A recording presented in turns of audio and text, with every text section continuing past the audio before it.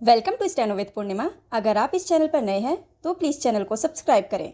यहाँ आपको daily stenography dictation practice provide की जाती है। चलिए शुरू करते हैं। डिक्टेशन 100 वर्ड पर मिनट की स्पीड से बोली जाएगी। डिक्टेशन 5 सेकंड बाद स्टार्ट होगी।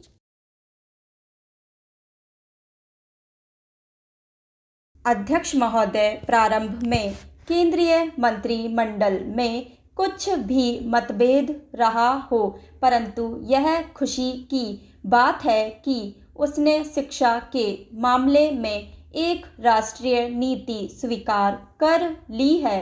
भले ही शिक्षा को संविधान की समवर्ती सूची में न रखा गया हो और इसके संबंध में निर्णय करने का एकमात्र अधिकार राज्यों को दिया गया हो, परंतु केंद्र द्वारा इस विषय में एक राष्ट्रीय नीति का स्वीकार किया जाना इस बात का सबूत है कि अधिकारों के झमेले में ना पड़कर शिक्षा के राष्ट्रीय महत्व को अब स्वीकार कर लिया गया है।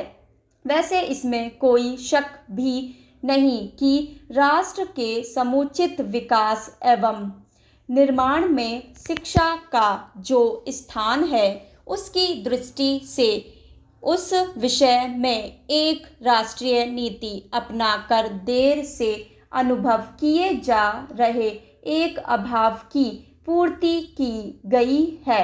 शिक्षा के क्षेत्र में जो अव्यवस्था और अशांति चल रही है, उससे अंत हो जाएगा, यह कहना भी कठिन है। यह सत्य है कि नीति संबंधी जो योजना केंद्रीय शिक्षा मंत्रालय ने बनाई, वह कोठारी आयोग की सिफारिशों तथा उस पर संसदीय समिति के निर्णयों पर सर्वाधिक आधिकारित है। यह भी सही है कि इस संबंध में राज्यों से भी परामर्श लिया गया है, परंतु इस बात की कोई गारंटी नहीं कि संसद द्वारा उसे स्वीकार कर लेने के बाद भी उस पर अमल शुरू हो जाएगा।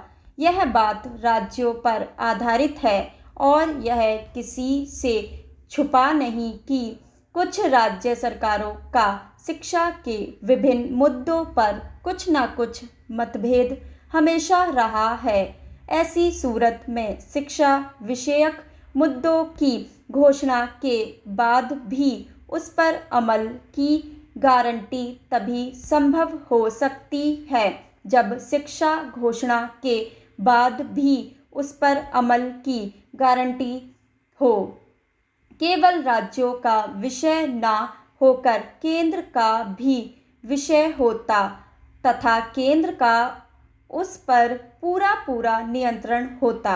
मेरे विचार में इसके लिए अगर आवश्यकता पड़े तो संविधान में परिवर्तन करना चाहिए ताकि शिक्षा के साथ और अधिक खिलवाड़ न हो सके। अब तो संसद सदस्यों व विभिन्न दलों की संसदीय समिति का बल भी प्राप्त है। ऐसी हालत में इस परिवर्तन में कोई भी फेरबदल नहीं हो सकता। अब तक केंद्र और राज्यों की ओर से शिक्षा पर काफ़ी व्यय किया जा रहा है, लेकिन इससे विशेष लाभ नहीं हो रहा क्योंकि शिक्षा में दोहरी व्यवस्था चल रही है। कई कार्यक्रम जो केंद्र में है वे राज्यों में नहीं, और जो राज्यों में है उन्हें केंद्र स्वीकार करने से हिचकिचाती है। ऐसी दिशा में शिक्षा के संबंध में कोई राष्ट्रीय नीति स्वीकार करना निहायत जरूरी है। यह केवल केंद्र ही कर सकता है।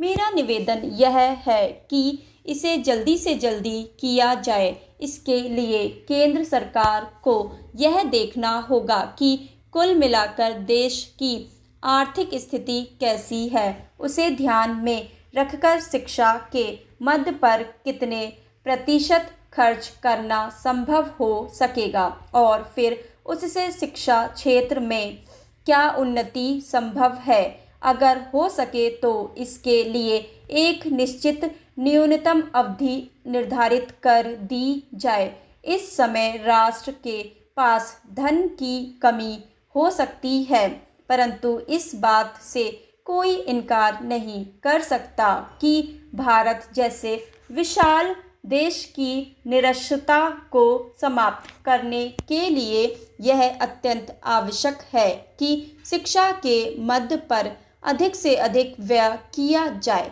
क्रांति के बाद रूस में इस मद पर बहुत व्यय किया गया था और आज भी वह राष्ट्रीय आय का एक उल्लेखनीय भाग इसमें लगा रहा है।